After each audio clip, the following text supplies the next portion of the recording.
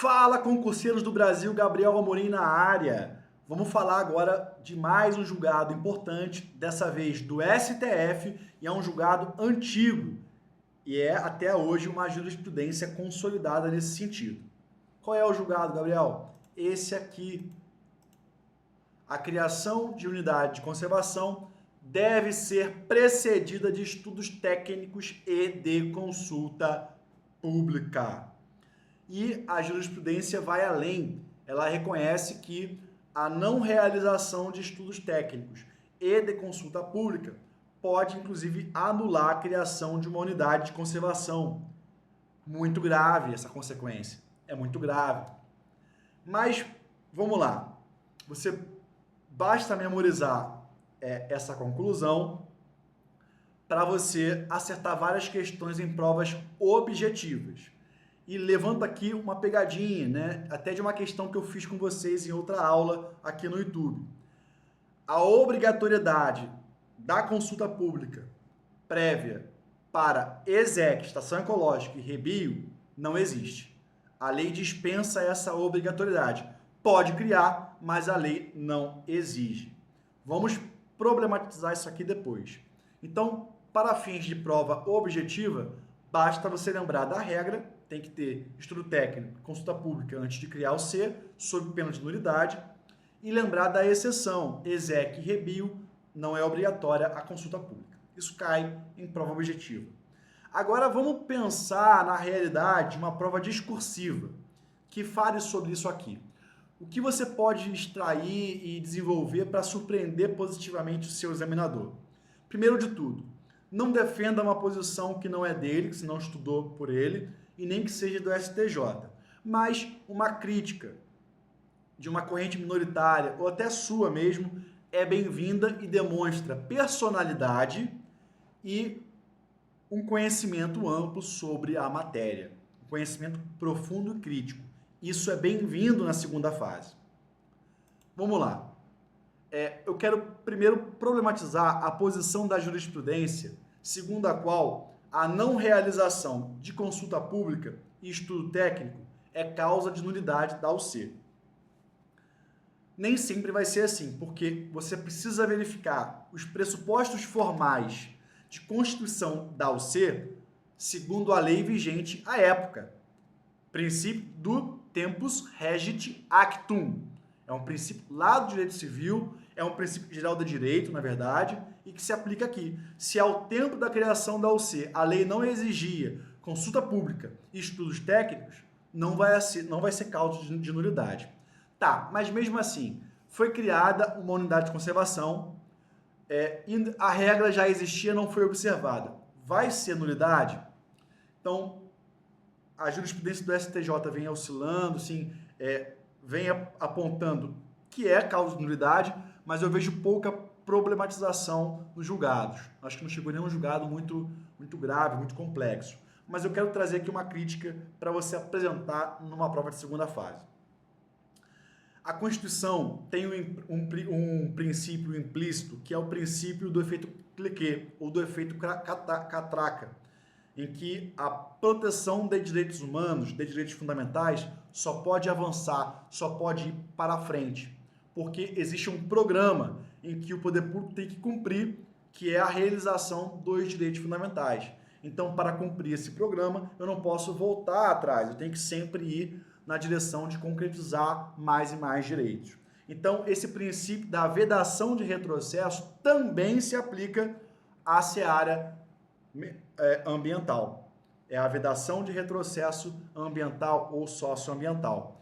E no Brasil de hoje, sob a ótica do princípio da primazia da realidade sobre a forma, nós estamos vendo um cenário de grande devastação ambiental, especialmente na Mata Atlântica, que historicamente é desmatada, mas, sobretudo, na floresta amazônica, pelo arco do desmatamento que vai corroendo a floresta. E nós sabemos da importância da floresta amazônica, não só para o mundo, mas para a regulação climática local, para o regime de chuvas que vai irrigar as lavouras, que vai dessedentar os animais, que vai levar água para as cidades, para a proteção da biodiversidade, que pode gerar riquezas após pesquisas com patrimônio genético. Então, proteger a Amazônia e as florestas e o meio ambiente é uma medida que protege a saúde, que é boa para a economia, que é boa para a pesquisa, para a tecnologia e que realiza diversos outros direitos. Então, nós não podemos autorizar, tolerar retrocessos socioambientais. E esse é o princípio que o próprio STF sempre usa para declarar a inconstitucionalidade de normas que causam retrocessos socioambientais. Então, vamos entender essa posição da jurisprudência à luz da vedação do retrocesso socioambiental. Eu vou anular a criação de uma unidade de conservação porque não houve consulta pública, ou eu posso sanar esse vício a posteriori? Existe o princípio do direito civil, que é o princípio da conservação dos atos administrativos. E esse princípio também pode ser transplantado para a seara do direito público. Você vai buscar a conservação máxima dos atos legislativos, dos atos normativos, naquilo que for possível, pela presunção de constitucionalidade das normas. Enfim. Se a extinção de uma unidade vai representar um retrocesso muito grande, então eu posso estar em um conflito entre dois direitos fundamentais. O direito fundamental ao meio ambiente ecologicamente equilibrado e o direito fundamental à participação popular, à cidadania, que também é um princípio que incide na seara ambiental. Como compatibilizar esses valores em rota de colisão? Talvez, no caso concreto, sanar o vício a posteriori. Então, eu posso ponderar os interesses no caso concreto para não sacrificar totalmente nenhum lado, nenhum outro. Então, essa análise de que essa conclusão de que vai anular uma OC, ela no preto, no branco, até passa numa prova objetiva, mas ela tem que ser problematizada numa prova subjetiva. Não é bem assim, galera. E eu quero falar um pouco também sobre essa exceção aqui. Por que não vai ter consulta pública para a ESEC e para a Rebio? Qual é a razoabilidade disso? Por que eu não vou ouvir uma população afetada para criar duas das mais restritivas unidades de conservação de proteção integral, que são de posse, domínio público, que não admitem o uso direto? Só a visitação pública para fins educacionais e de pesquisa científica.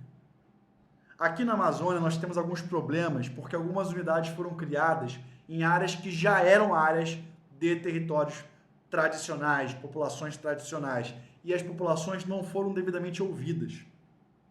Então, por mais que eu não entenda que isso gere nulidade da OC, em qualquer cenário, pela sua importância para a proteção ambiental, da biodiversidade, do regime de chuvas, etc., na Amazônia, especialmente, eu não acho que essa dispensa da obrigatoriedade da consulta pública seja razoável.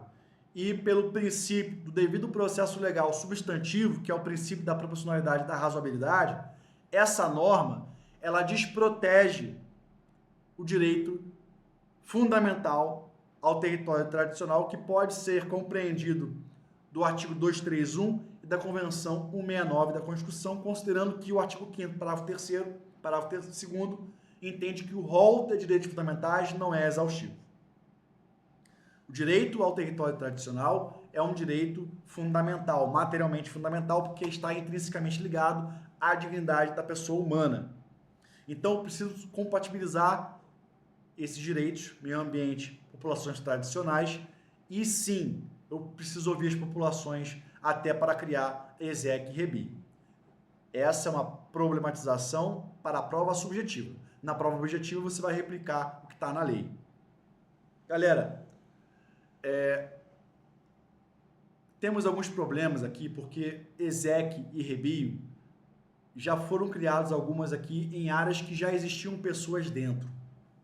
Então, na prática, não ouvir as pessoas antes de criar qualquer unidade vai gerar problema, além de ferir a razoabilidade, porque existem populações que vivem dos recursos naturais há anos, dependem da interação com aquele ecossistema, e o poder público vem, cerca uma área e diz que ali vai ser estação ecológica e ninguém mais pode tirar o seu sustento dali.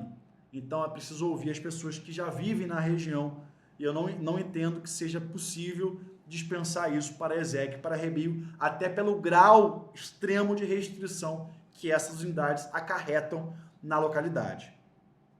Então, trouxe uma jurisprudência já consolidada do STJ, do STF, essa aqui, problematizei a questão da nulidade e problematizei a dispensa de consulta pública para a criação de ESEC e Rebio. Se você gostou desse vídeo, curta, comente qual julgado, qual questão você quer que eu traga para a aula aqui, e comenta aqui se você sabia desse julgado, dessa jurisprudência do STF, se você já fez alguma prova, se já caiu alguma prova que você fez. Comenta para mim aqui, compartilhe com os amigos e até o próximo vídeo. Abraço!